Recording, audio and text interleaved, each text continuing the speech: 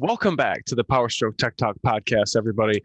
This is number 37, and we have yours truly, Mr. Cody, and our special guest tonight, Mr. Kris Jung. Um, for those of you that can't watch us on YouTube Red, make sure to check out the mainstream podcast apps, Spotify, Amazon, TuneIn, and all those other good ones. Tonight, we're going to talk about something that Mr. Kris and I have in common, and it is been quite some time, almost 20 years ago. Yikes! That we attended the local community college here in southeastern Michigan, Henry Ford Community College. And there is a program that we both attended, sponsored by Ford Motor Company. Not Is that correct? Would it be sponsored by Ford Motor Company? Yeah. Yes. It's called a partnership between colleges, Ford Motor Company, and Ford and Lincoln dealerships. Yeah, that would be the more correct way of saying it. But it's called the Asset Program, and it is a 2-year um, program, as he just explained, partnership, and you actually come out with an associate's degree in applied science. And what we wound up doing was we went to school for 8 weeks and went to work for 8 weeks at our sponsored dealer. And, we in school, we'd learn about brakes and electrical, and then we'd have to go to work and work with the technicians that did brakes and electrical. And we'd kind of apply what we learned in the classroom setting and, take that into real world. This is it, down to the nitty gritty. And I actually sat behind Kris. He sat in the front row. And it's kind of funny.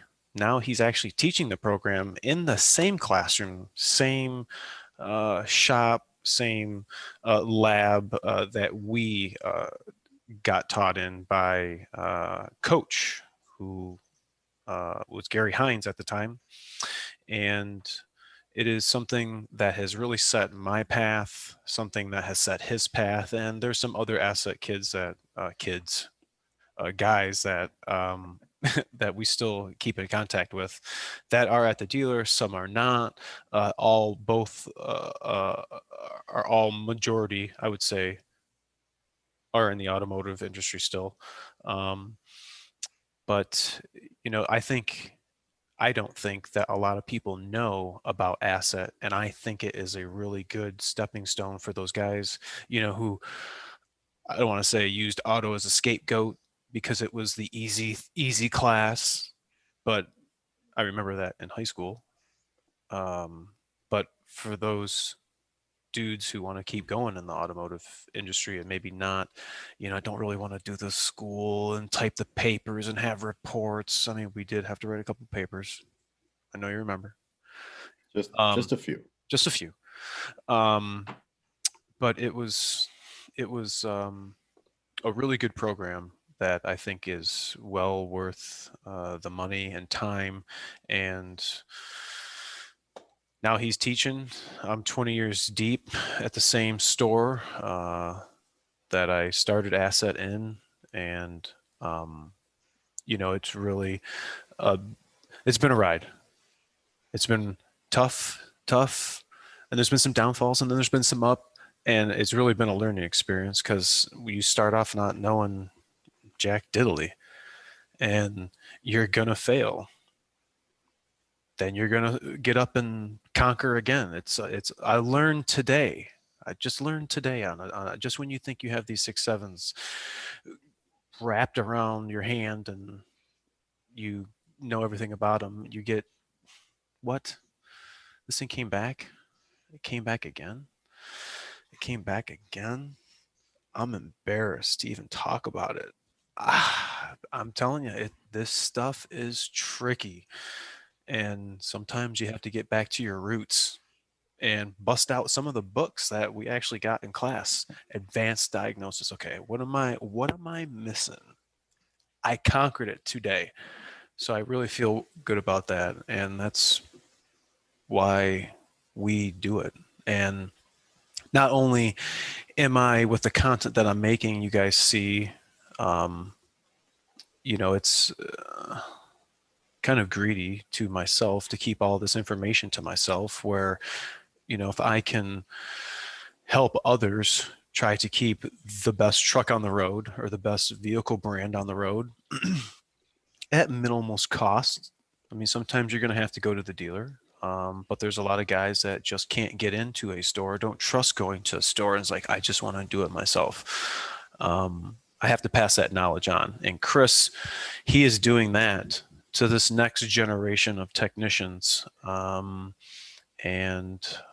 I don't know, Kris, how many kids you got in the class now? The same amount of kids we had before when we were in there? Yeah, we start with 24. Full class is 24. I think Coach back in the day probably started us with more than that, probably 27 maybe. Yeah, I was gonna say I thought it was almost near 30. We had a lot of kids in there, a lot of guys in there. When I keep saying kids, I mean I'm looking down well, like they're kids now. We were kids, but within a few weeks, people start to figure out if it's really what they want to do. And I had one guy drop out after 2 days. I had another guy drop out after about 2 weeks. Wow. So they figure out once we start to go through the first part of the basic material in the first couple of weeks, whether or not they're really interested and whether or not they're going to be committed. And, you lose a few over the first semester and the second semester. So right now I'm sitting at 18. Wow. I think maybe having now a smaller bunch of guys, maybe, I mean, I know we got COVID and stuff going on, but, I remember Coach, we just had so many guys, different stations, and I remember Coach just, bouncing around from group to group, and, maybe with the COVID experience, maybe having a smaller class, or, even when you're getting into the stations, maybe having that would be a little more given time to, you know what I mean? Just having a lot of people when you got less people, you have more time for each person to be hands-on in the workstation. So, I think it's a better learning experience for those students, and it's more time that I get to spend with each of them. Not necessarily individually, but more time that I get to spend with them, even as a group, because I have less groups than when I start out with 24 or more students. I think the curriculum that we had, and it was hammered on brakes, hammered on electrical, and then the next semester or whatever, the next round of classes like you're doing now, you're doing the HVAC. And I remember going back in the lab, we're doing engine, and we had to take that 4-cylinder. What was it, a 1.9 we had to take apart? Yep. Was it a bunch of 1.9s? Yeah.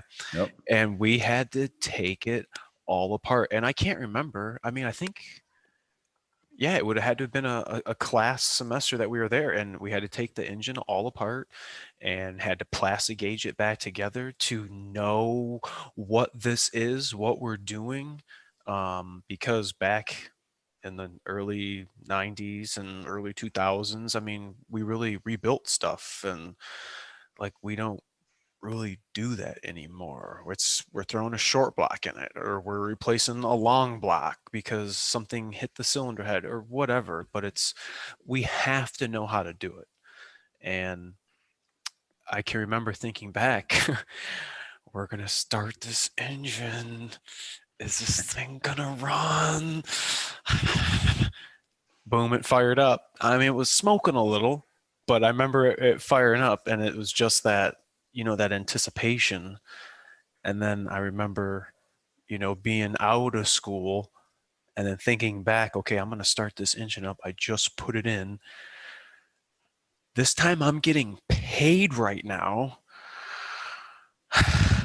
Like that I mean, I really cared about what was about to transpire if I turned this key, and the Right. repercussions of what could have not been right if said parts weren't installed correctly. It's a learning experience. And I remember reflecting back and thinking back to asset, like when I remember coach, he said when we were learning how to take tires off and the proper way to tighten lug nuts, if we had 5 lug nuts or if we had 4. And I mean, I know it sounds silly, but being a novice at the time, we had to draw the pattern of how you would take the lug nuts off, and we'd have to go and show them and have to initial, and we'd go do something. And I remember we have to come back and do it again. And it was like the repetitiveness that he was trying to drill in, that I'm trying to drill in to keep doing it over. Like, I'm teaching you to take this off this way. The next time we do this, I am expecting you to do this the same way again. Don't do it differently. Just do it this way. And he'll reflect like, oh yeah, I remember. It's that I remember doing. It's like, I liked asset. I remember having fun. It was a change. You weren't going to school, and getting bombarded with classwork, and, you were in a shop, you were in, what would you say? We were like half the morning we were up front, and then the other half of the morning before lunch, we were out in the shop doing workstations or whatever. It's like we weren't stuck behind the tables all day, got a different environment. And then 8 weeks later, because you go to school 8 weeks, you go to work 8 weeks. Now you're able to actually make money. So going to school help offset the cost. Now you're learning with a tech that is certified in whatever areas, every area, and Yeah. you're clocked in. You're able to make money and semi support yourself through college. So for dudes, I mean, I know a lot of guys that are probably listening to this aren't in a high school realm, but I mean, you don't have to be in high school to partake in the asset program. It's really, if you're wanting, if you're wholeheartedly wanting to learn how to work on Ford products, not just diesels or Powerstrokes or the fleet vehicles side of things, all Ford vehicles, all Ford systems, the asset program may be your avenue. And I don't, monetary values are going to be different for everybody else, but competitively, I mean, it's really not that bad. Really not that bad when you look at a 4-year college or a 2-year non-hands-on program. How do you learn? You want to learn doing all this? Some people can't do that. You have to learn with your hands. We as technicians, sometimes we can't see that bolt.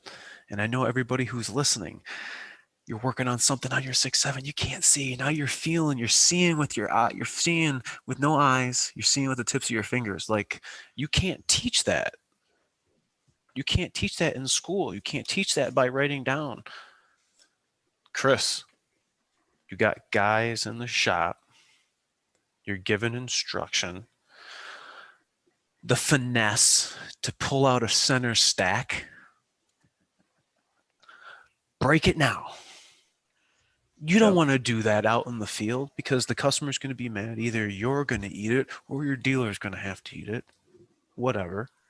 But it's it's the finesse, it's the pull, it's the disassembly, it's you know, being gentle, taking care, noticing you're inside the vehicle, that this isn't a lug nut or a tire or a brake drum. This is a piece of thin plastic. You know, it's wouldn't change it. I would recommend it to everybody. Yeah, I Thinking mean, about, most of the schools that have asset around the country are going to be a 2-year college. You know, there's 39 of them around the country, and we're the only one in Michigan. Um, and most community colleges will get you through the entire 2-year program. You know, for somewhere, you know, it depends on your location in the country. Um, you know, some areas of the country have higher cost of living and higher expenses in general, but you know, generally speaking, it's going to be about 15 grand for the whole thing. That's better So than it's UTI too. So what was the UTI cost, if you don't mind me asking? I don't know. My dad worked for UTI, so Ah, I paid $100 for the lab fee and went through it. So that's why I went well, UTI route. you got a steal. a Yes. steal, a I think steal. UTI is like 2,500 or 25,000 with Ford Fact. And for another 6 months, you get an associate's degree. It's well worth it. Because now I'm sitting here screwed, needing a bachelor's degree for going to the next level for me. So Mm, Yeah. yeah, so now I'm scrambling to find a way to get a bachelor's. schooling. This is just a stepping stone. I mean, asset. I mean, I haven't continued any of my education. Asset was the last educational stop for me. Continuing to learn all the time. There's been many classrooms that I've taken just through Ford Motor Company to get updated on, you know, different products or different systems that, you know, may be coming up, specifically with the hybrid stuff. Um, but I don't know. Asset. I'm not looking back. I met a lot a lot of great dudes, whom of which I still talk to today. And it is really funny to me being Chris's classmate that he's teaching it. That's awesome. And I'm real proud of you, man, because that's I would have never dreamt seeing the back of your head that you would have been turning around facing the same classroom that we were sitting in. Yeah. Um, what do you think? What do you think is the average, maybe not average, if all your class, your pupils, how long are you seeing them? Because this is not your first asset class. Are you seeing them stay at the dealer? Or when you go back and visit, if you have somebody else, are they still, you know, people who graduated the class, are they still in the field? Yeah. I've got a lot of guys. This is going to be my, let me think about this. Um, this is my 4th asset class now. Damn, good for you, dude. That's awesome. And That's awesome. there's guys from my first class still out in the dealer. Good, good. You know, good. not all of them. Some of them has either gone independent or, you know, gotten jobs elsewhere, like Jacobs, or, you know, contracting with Ford, or, you know, some other position, but still in the automotive industry.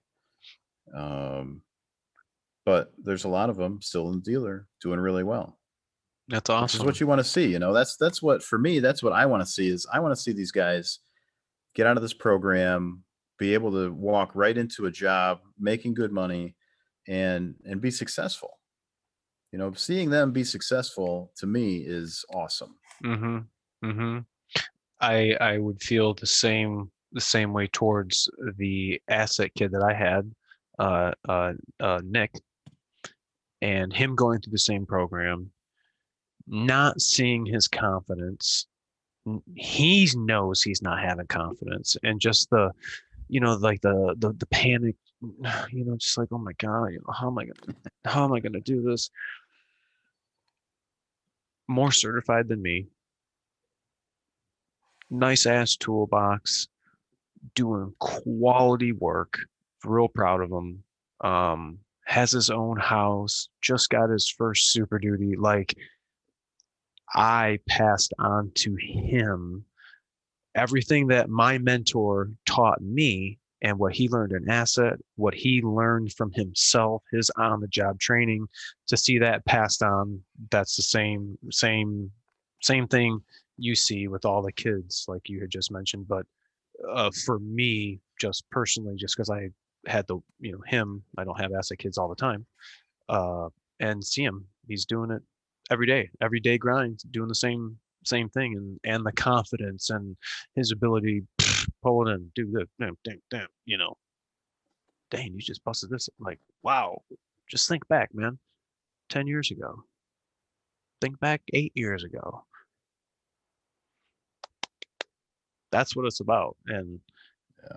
it's so important. I see it with people who don't have it, and it's the foundation. You can, but you just really can't walk into the dealer and just start working. I mean, you can by all means, but I mean, they're going to want some sort of experience. They're going to want to know that you're going to be an investment that they can pour money into. Are you going to be able to deliver and make money? Are you going to be able to carry your own weight? Asset being a great foundation. You're covering all aspects of the vehicle, front to back. You're in the classroom, you're out of the classroom, you're at work, you're back at school.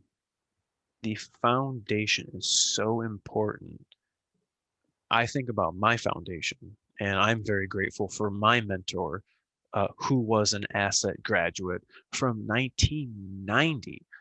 And he was in the game, when I started working with him for 10 years after he'd been out of asset. And here I am out of asset, survived with Kris. We went our separate ways, still in the automotive industry. I'm still cranking it out the dealer, and you see the path that Kris has decided to take, and dumping that knowledge back into these next generation of techs. Like I was saying, it's so important to get good quality techs out there, because it's all the time. I cannot tell you how many times, I probably say 95% of the emails that I get are, I can't trust this tech. I can't trust the techs over here at this dealer, in my local dealer. Oh, I can't do these techs over here. Like, what is going on? What they're lacking is probably the foundation. The foundation is so important. And out of those, how many uh, what was the numerical value you said for how far at, or how many assets are in the United States? You said 32, or There's I mean, the 39. 39 in the country. Yeah. You have 39 places. What is search? Asset.com? Is that Google Asset? Newfordtech.com. Duh, I should have known that. Newfordtech.com.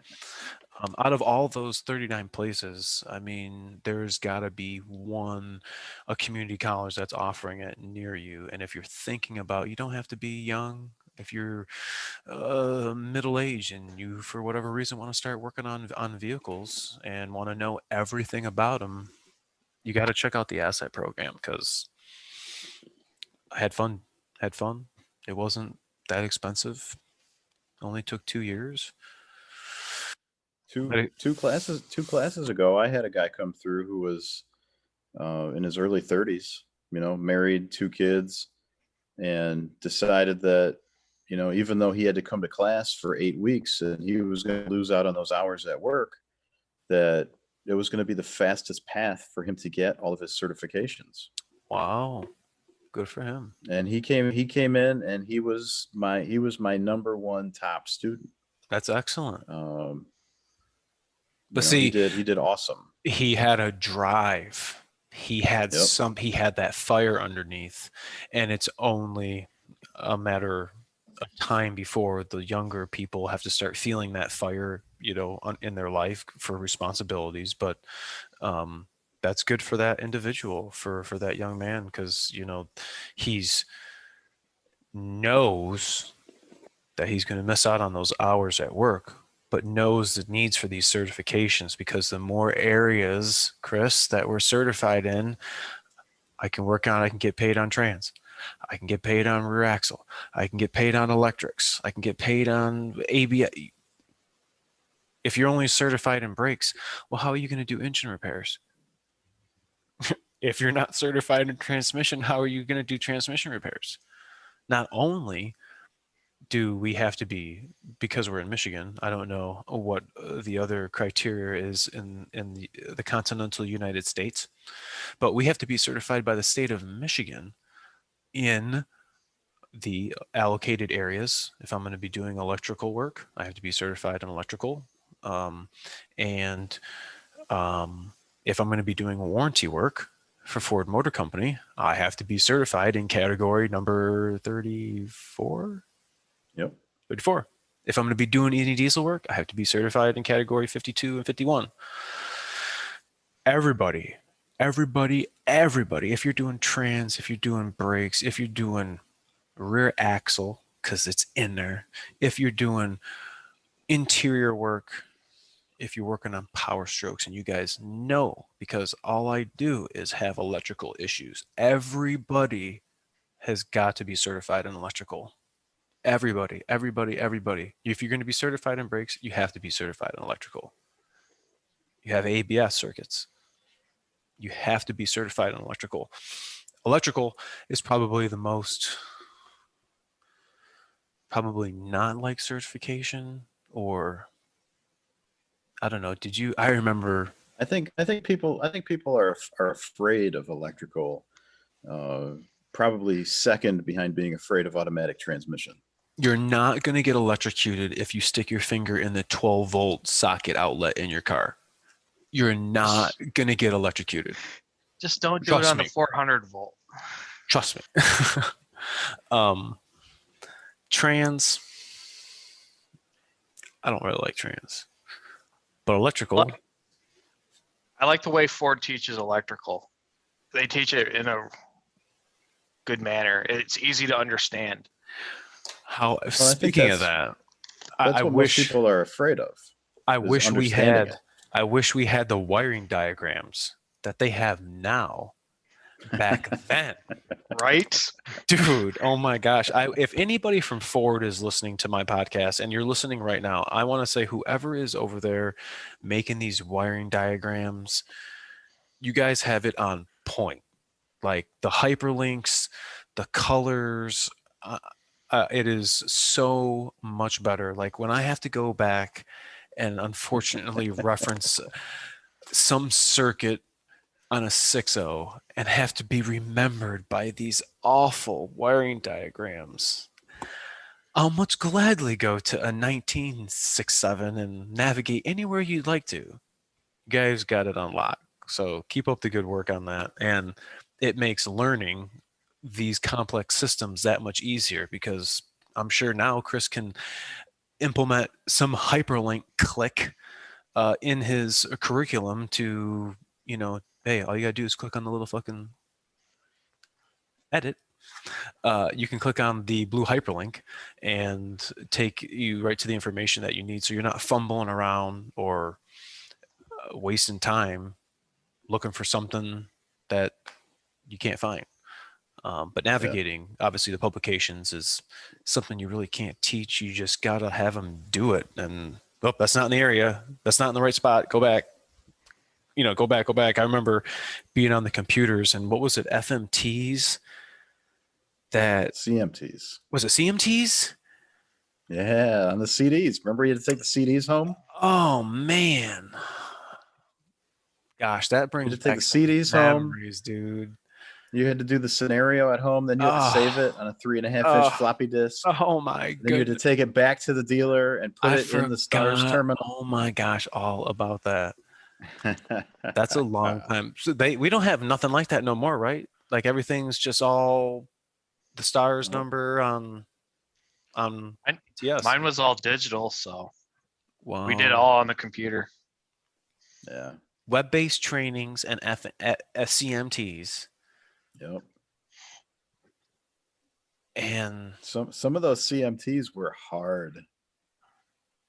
yeah, they were the scenario ones. That's right. They were scenarios. Oh, those are the worst. Oh my God. I think I'd want to take a state break test over that. Oh my goodness. I'm sure it's come a long way. But what was coach's requirement? Was it the same as yours? Didn't we have to have 4 certifications before we graduated? Well, no, back then we didn't have to have any. I changed it because he wanted everybody to get a certification, but he never made it required. I thought he And did. I've made it required so that it's part of their last semester co-op grade. They have to have 4 state certifications Really? or don't pass. Good for you. Okay. So they have to have some, because they're going to have to get them at some point. So it's better if they get them while they're in the program and they can walk into the dealer and hand them that certification. Where's my stall at? Oh, right. Excellent. That's something. And we just did, because we're doing climate control, I just had them do the ASE 609 test. And every single student in the class got their 609 certification through ASE. Really? So they can all buy refrigerant now in containers larger than 2 pounds. Because without that certification, you can't buy a 30-pounder of R134A. You got to buy the little 1 or 2 pound cans. Really? Or they won't sell it. They won't sell it to you. Do we have I can't remember what Austin was saying. Did you guys have an alignment machine there? Oh yeah. In that back, is there the dyno lab still there? Or was the dyno lab? Oh yeah. We've got so the room that you remember as the engine lab is all dynamometers now. So it got split in half. There's a chassis dyno in there. Really? And another engine dyno. So we got 2 engine dynos and a chassis dyno. Nice. I don't think I remember. Yeah, I was in the middle of putting together an asset dyno day where we were going to invite all the former asset students going back however far we could go back and find records for, and do like an open house and do a dyno day. Whoever wants to put their car on the dyno can bring whatever and put it on the dyno. Way cool. And then COVID happened. So now that stuff's starting to open back up, that would be pretty cool. Try to do a car show and a dyno day. I know my following there's a great handful of them that have been friendlingly reminding me that we need to do a meetup, talk trucks. This has been, I don't know, probably going on for the last year, but this freaking COVID, man. Hopefully this is all ending very soon with the restrictions that are imposed on all of us. And, it's kind of a drag, really, when you think about how the experience and asset has been compared to ours, not just ours, but the last, prior to COVID. Because that real hands-on training going, you're right next to your classmate and you guys are taking notes. Hey, what do you got? I mean, it's that whole shop experience. It's why I don't like being in the house. I'm in a shop all day long. I want to be in a garage. I want to smell the fuel. I want to smell the cars. I want to smell the dirty tools. It's not just going to school for 2 years. This has slowly been an immersion. I have fully immersed myself in my field. This is everything I know. This is all I know, and I'm giving it 100% of my time. And as I was saying in the very beginning, unfortunately, I've had a truck come back 4 or 5 times for the same thing. It's awful to talk about, and it's a fleet vehicle, and I feel bad. I genuinely feel bad because this truck, the headache that it's caused. I can only imagine if my 2020 was like this and I had to bring it in and back, and with the customers, he's telling his buddies, I got to bring this truck back into the dealer. Da, da, da. They don't want to go through that, and I empathize for these people, but I don't know everything, and I'm only capped at what I can see. I can't see something that's not there at the time, even though it may be there, and I just can't see it. But I kept persevering, and the best part of it is the customer's been totally understanding. It could have been worse. The customers could have been 0 to 100 real quick, but they're understanding. They got extra trucks, and we figured it out. It wasn't just myself. Multiple technicians, help from the hotline, and we were able to get the truck back on the road 100%, have my problem corrected, and I just have to keep road testing it by the end of through the end of the week. But coming out of the asset program doesn't make you the number one Ford technician. You know everything. It's the foundation that asset is giving you, the steps that Kris is telling you how to properly connect these two wires with solder. You're going to think back when you're underneath the dash, and it's going to connect these. It's going to come time to connect these wires. What are you going to do? You're going to see Kris over here in class, and then you're going to see, do I just butt splice or electrical tape? And that's going to decipher whether or not you're going to be a A1 tech or a sleazy tech. And the sleazy techs are the ones I always hear about. The sleazy techs are always the ones of the trucks that I see, and bolts and stuff ain't even where it's supposed to go. I know where everything's supposed to go on these engines. Everything. Every clip, every bolt, every harness, every twang, tag, nipple, titty, everything. So I'm very adamant about returning these vehicles back to the original state that they came in. And as you go along in your career, I can remember breaking stuff, unfortunately, but you learn a certain level of, I don't know, Cody, what would you say? Not finesse. Yes, finesse, but Finesse, yes. when I talk about stuff in my videos and I'm telling you guys, I'm inside the interior, right? And I have my little quarter drive zip gun, and I'm telling you guys, I'm going to tighten this bolt, but remember, it's not a lug nut.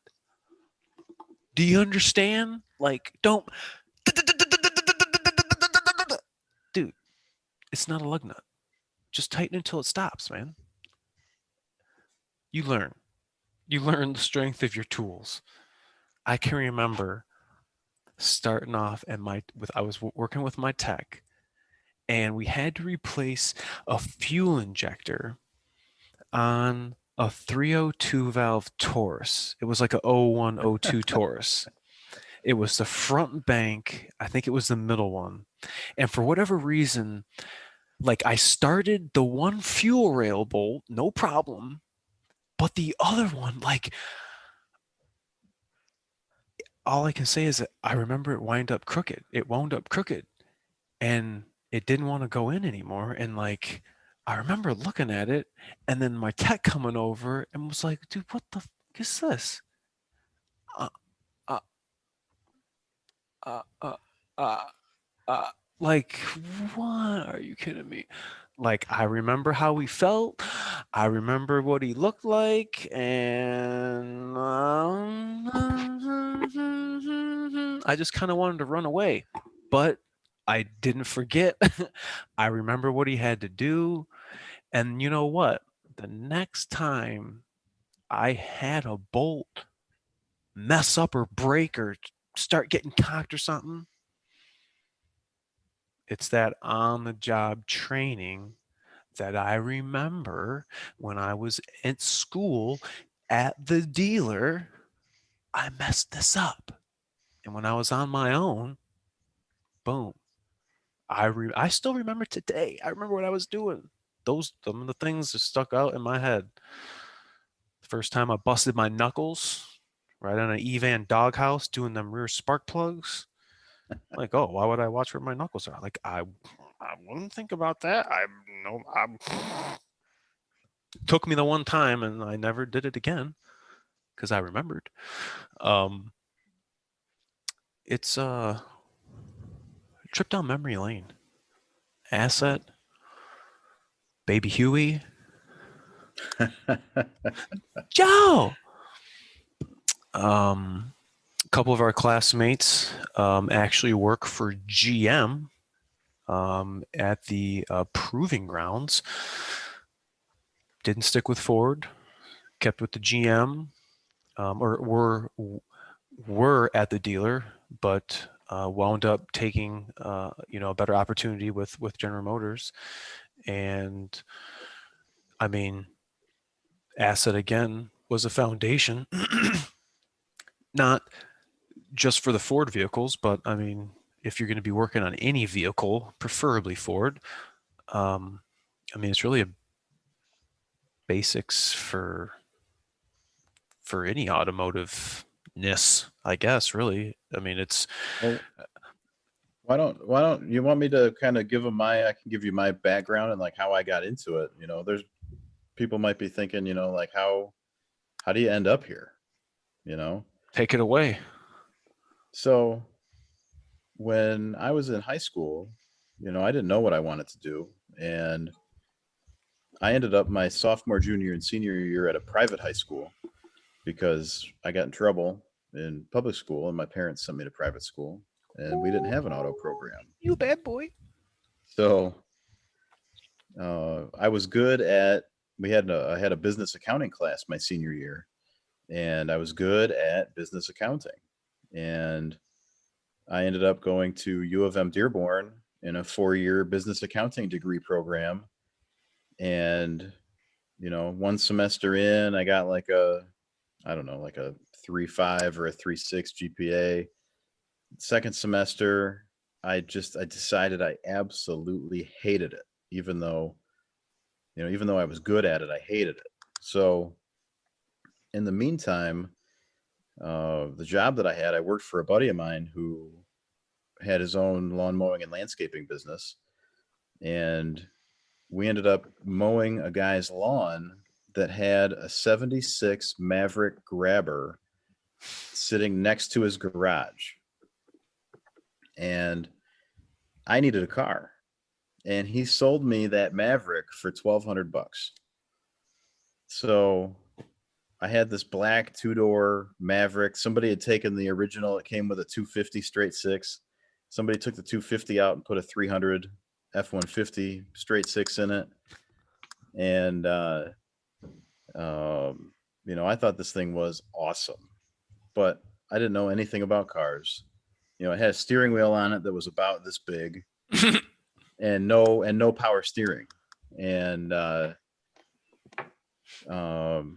my buddy and I decided one day, we were like, well, it's old. We should probably put a new carburetor on it. So we went to the parts store and it had it was a 300 straight six. So it had a single barrel carburetor. So I went and I bought another single barrel carburetor. We took that one off. We put this one on. didn't know what to do with it. We just started turning screws until the thing would actually run. So, it was running, and I drive it for a while. I got a job delivering pizza, and I would drive it around delivering pizza. And then on my way to school one day, when I was still at U of M, all of a sudden I just got all kinds of steam pouring out from under the hood, and it would hardly, it just kept slowing down. It kept going slower and slower and slower, and eventually it wouldn't move and shut off. So I ended up letting it cool down. It was overheating, which I didn't know at the time. And I got it to start back up. I drove it home. It was terrible the whole time.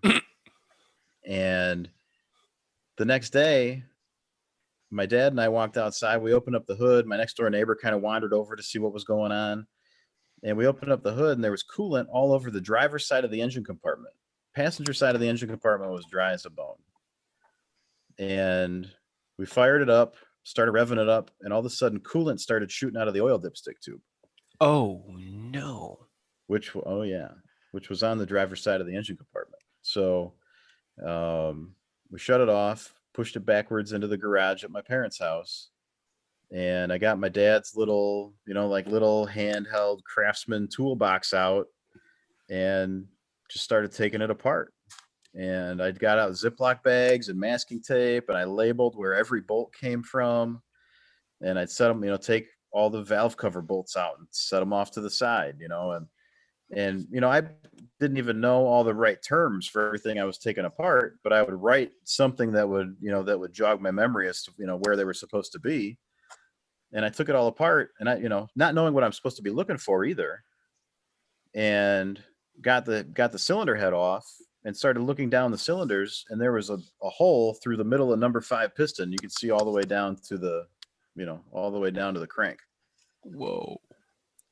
So I went and got a piston. I got a set of rings. I got a set of bearings. And my next door neighbor, who worked for Ford at the Livonia transmission plant, came over and helped me change the piston without taking the crank or the block out of the car. We snuck the bearings in and got it all back together. And then he left and said, "Go ahead and put the rest of it back together."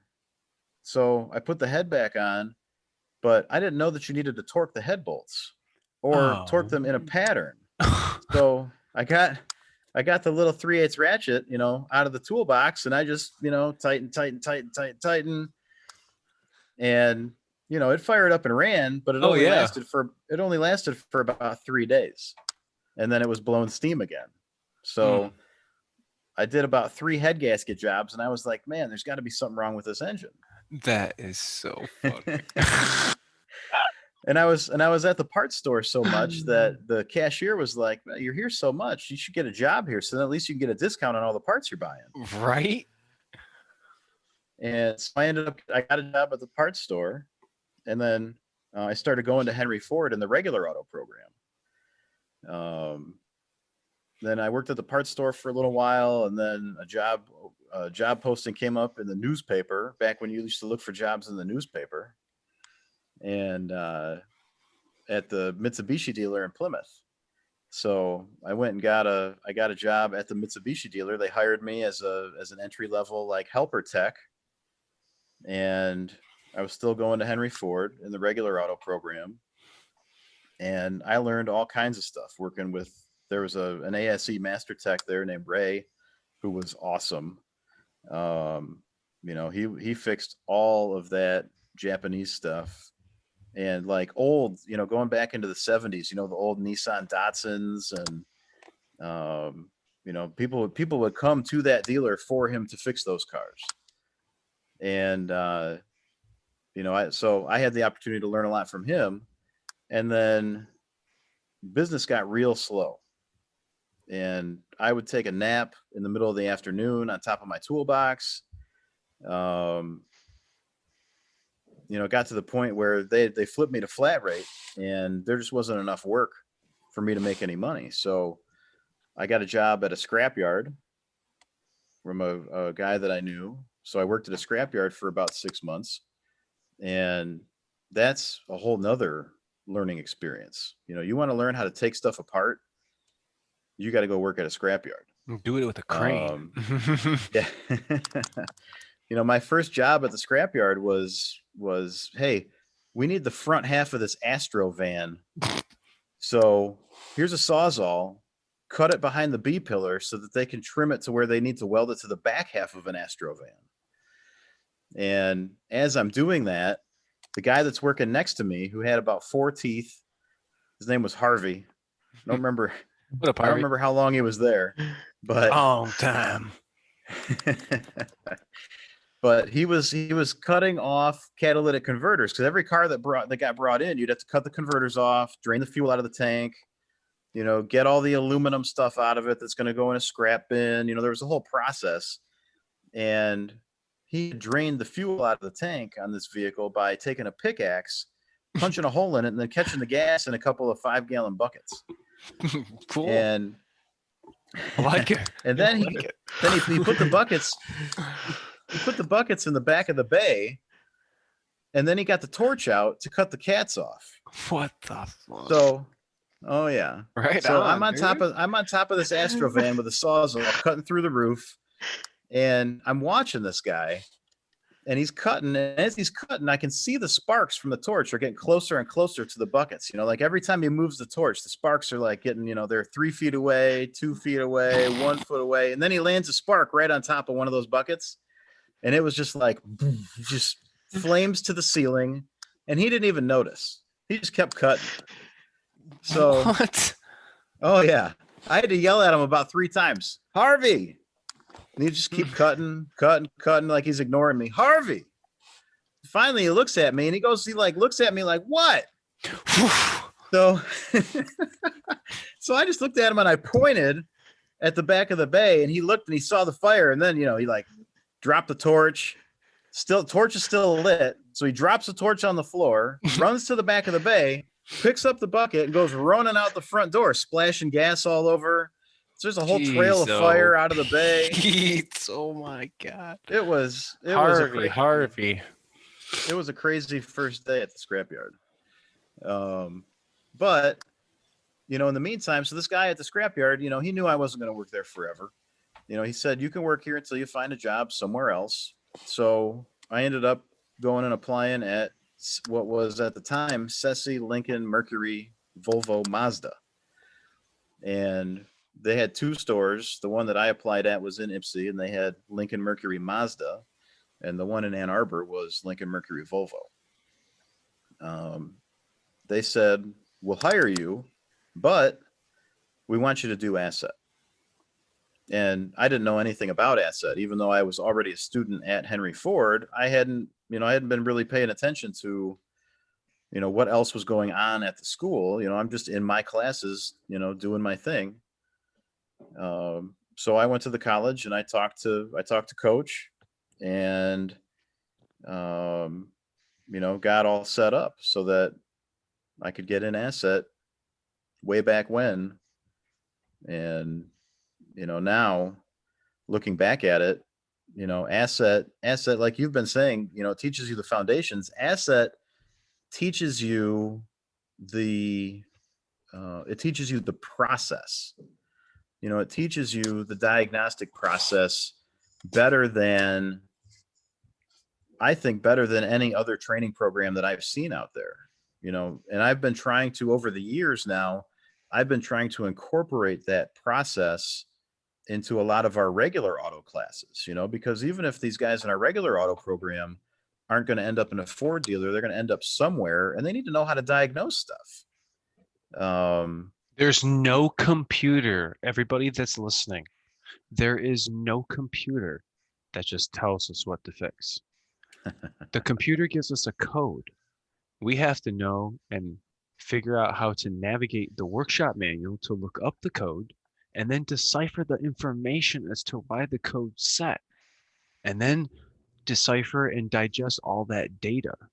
So, foundation and the processes, gosh, I cannot tell you how much that isn't so important.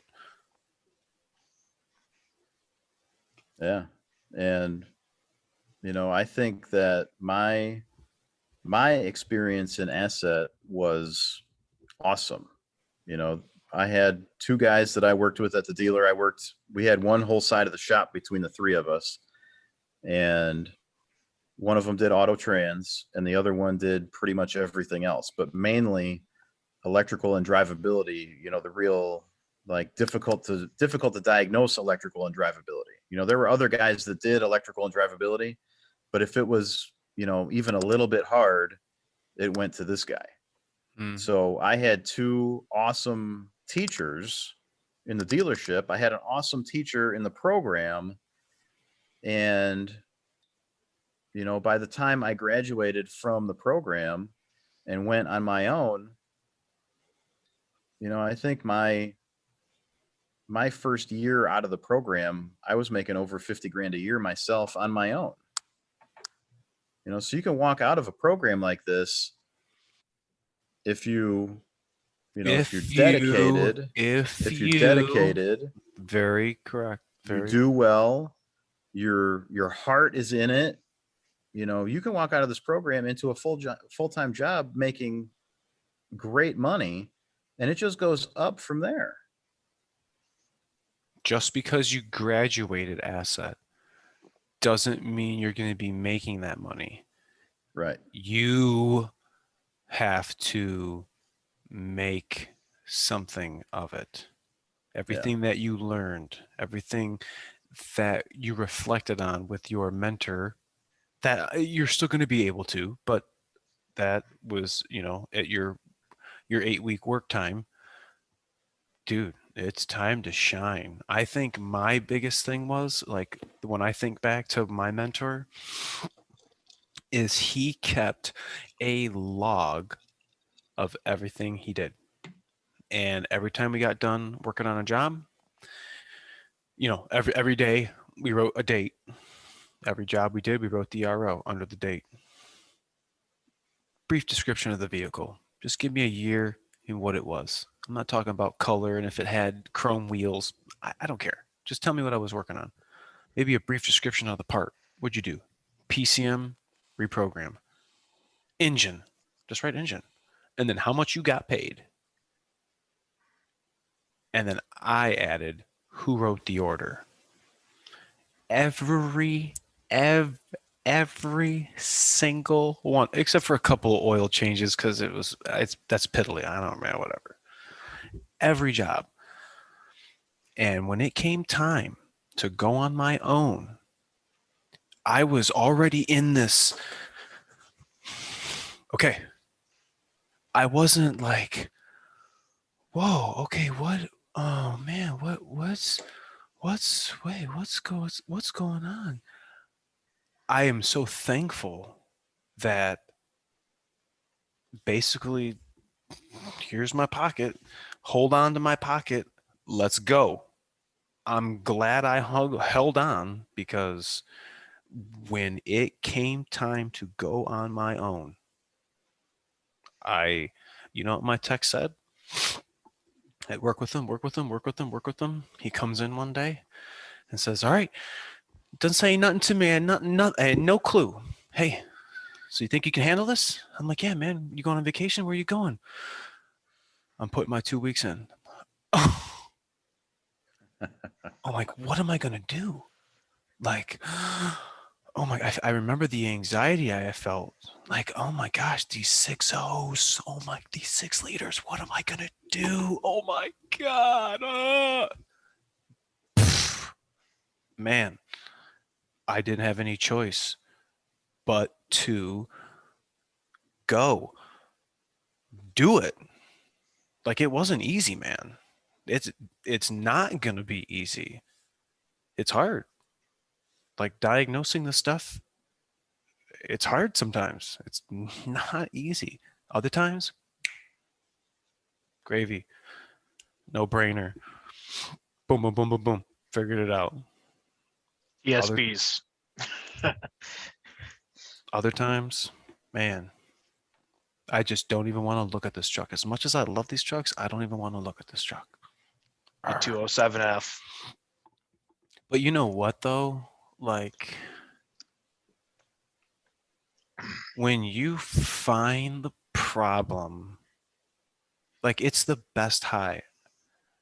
Driving the truck and you are so 100% confident the problem it came in with, it's been here a bunch of times. You've figured it, you've conquered, you've learned. Truck comes in, doesn't start. It leaves starting. You figured it out. You're yes. I mean, you're not like doing that on every job, but it's just that sense of accomplishment. And you just put it in the put it in the put it in your hat, put it in your pocket. I'll never forget this one. I write it down.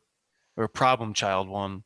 I'll make sure to put like asterisks and stars and underline and make it so it stands out because there's been so many times that I've reflected back to my log and like, man, I know I had this truck, man. So what time of year was it snowing? Was it last year, next year? Here it is right here.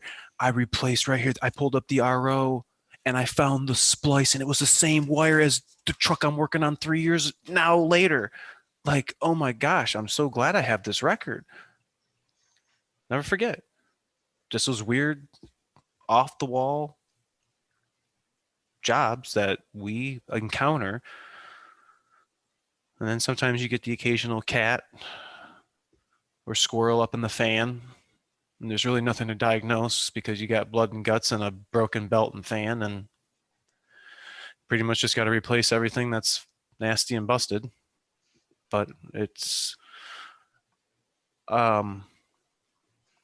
don't know, man. I like it. You've been on both sides of the fences now, as a technician, now a teacher. Do you think you get the same reward, the same satisfaction as you did when you were fixing the cars as you're doing now, teaching these kids, teaching this next generation? Well, I think, for me at this point now, when I get that satisfaction is when I see these guys out there doing well. Like you were talking about Nick, when I see guys like Nick out there doing awesome, that I know, came through my class and worked his ass off and was 100% in, and he's out there, tearing it up. Grinding. Yeah. Grinding. That's, to me, for me now, that's what I love to see. And I think that that's the best thing, is these guys out there making a living, being a productive member of society, and Absolutely. It's a trade. having a good life, Good life. It's provided a good life for me and my family. Um, it is slowly taking a toll on my body. But I mean, I genuinely like what I do. I don't like the headache that's surrounded with it sometimes, but I suppose you're going to get that everywhere. It's just, I guess it's a cost of doing business, I guess, really, because it's going to be everywhere. It's either, Yeah. when I think back, like, is this really what I want to do? I don't know what else I would have did. High school was auto. Out of high school, it was auto. And now all my life is auto. And I just want to keep talking autos. Trucks. Trucks is what I love. Powerstrokes is what brings us all together each Tuesday, Friday, and Sunday. We have a pretty big community growing, and tonight I wanted to talk about asset, the general consensus of what asset really even is. Do you even know what asset is? Have you ever heard of it? If you're not familiar with it, stop through newfordtech.com. Check out Asset. If you are in the southeastern Michigan area, you can reach out to myself or Kris. I'll get his info here in the description, and let this be your next career choice or your next education stepping stone, because not only can you use this as a stepping stone to get your bachelor's degree. This is a 2-year program that you come out with an associate's degree in applied science. And you can't get a bachelor's without a stepping stone in the foundation, which are the fundamentals here that we're going to learn in Asset, that you're going to learn in Asset, that we learned in Asset. Make sure to check us out on those other mainstream podcast apps. Like I was telling you guys in the very beginning, I do have some shirts, some stickers. If you guys want to get on the bandwagon and show some love, make sure to reach out there in the email in the comment section and let us know what you guys think. If you want to get hooked up, check out Asset. It's done me right. It's done Kris right. And it's doing Cody right. Thanks so much for watching, everybody. Kris, thanks for stopping through, preaching about the Asset, preaching about the new Ford Tech, preaching about the next generation of what we're trying to do. And yeah, Cody, Thanks for having me. we'll catch you guys all next time. See ya.